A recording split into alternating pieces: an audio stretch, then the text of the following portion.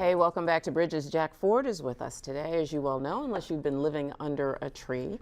Mr. Ford is a candidate for City Council this season and someone that we all know well, especially here, as Mr. Ford was part of the 13 family for quite a long time, 13 ABC, sorry, family, for quite a long time. So welcome and thank you for spending this time with me this morning. We were talking about housing.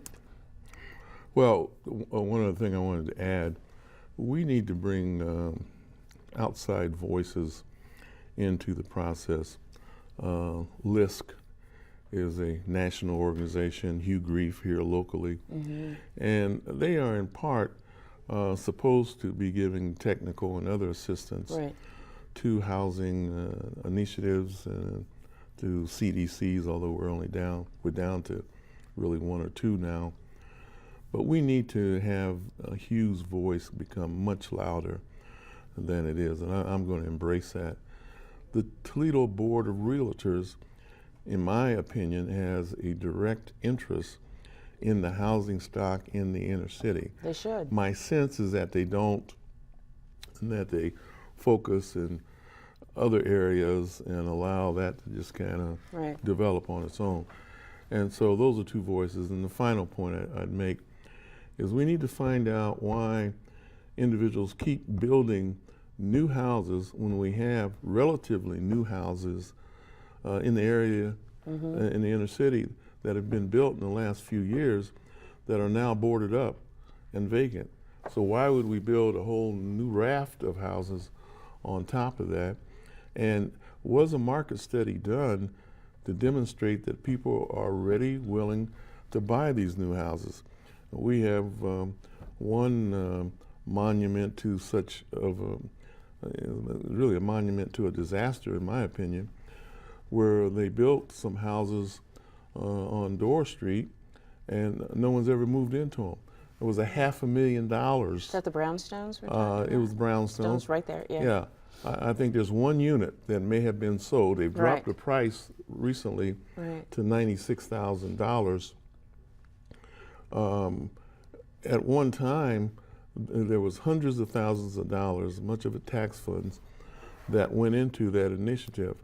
Okay, good idea maybe to try to kick that off, but was there a market study that showed people were going to buy it? That's right. What was the rationale for doing it? I totally agree. Did council just decide, well, let's do this? It's a good, yeah. Yeah, it was almost an idea of let's build it and they will come. Yeah, absolutely, and that hasn't worked at all. Yeah. I want to ask you, though, a few other things if we could move on. You've been around this political venue for such a long time, and if you had to categorize, or if you had to pick two items, what would they be? What would be your major contributions, your top two contributions, do you think?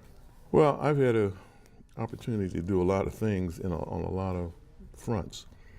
Obviously, the CareNet program that you are involved with as a board member has been very good for the community, has saved lives, has provided health care for some folks that otherwise would not have had access to it.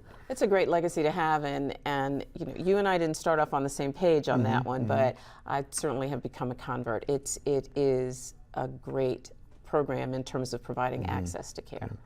Also, I've used politics to start other programs, the Commission on Youth, even the Troy Center. I was part of a group to build the first freestanding unit at Division in Dorr. It's now moved into a much larger facility. The Adelante program I started in 1990. A lot of people don't know that because it serves primarily the Hispanic community, but I founded that in 1990. So on the nonprofit area, I've had that opportunity.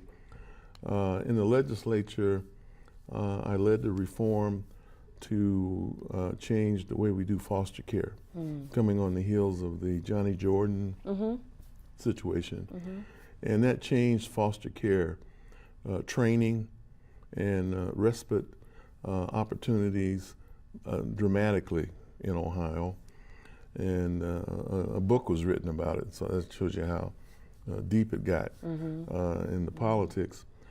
So I've had a lot of opportunity to do things, and then for 31 years, I've managed to teach at UT and then full-time at BG, and I'm back at UT, usually in the evenings, but I enjoy that as much as I've enjoyed anything. But you still have the energy to want to run for council. You still think that you've got more to add. Well, someone said that service is my golf, and that may be a good way to put it.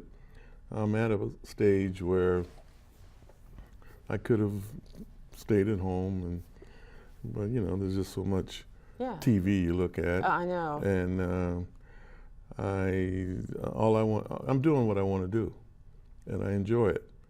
And actually, this campaign has been the most fun I've ever had, and this is my 14th campaign. 14, and this has been the most fun? What's made this the most fun? I really haven't tried to care too much about how interest groups supported me. They've decided to do it, but I haven't tried to curry favor, and I've been pretty vocal on the issues that are important to me. And so I was just mentioning it to some of my friends the other day. I've enjoyed this campaign more than any other. So, but what do you think you're going to do differently this time? I mean, for folks who think, here comes Jack Ford, we know him, we know what his positions are going to be, we know the way he's going to respond. You've been on a quite an arduous journey personally, professionally, these past several years. What about all of that makes this a different time for you? I was given a second chance. You know, because you visited me when I was in rehab, and I was a mess. And you remember I couldn't walk, my arms were strapped down because they were threatening to take my arms off because of an infection. Right. And to come back from that. And they actually thought you were not going to make it through at one point. Right. I remember that so, well. To be able to get around and have the opportunity to raise hell one more time, that's something to look forward to. Yeah. And it's a way to thank the community, because a lot of people prayed for me. They did. I know they did. And it's a way to, I think, thank God for giving me another chance. Let me ask you this. We've got just a few minutes left, 3 minutes. One of the things that I'm always interested in from folks like you who've been around, seen a lot of things, done a lot of things, is what you think the responsibility is for folks of color to help change circumstances.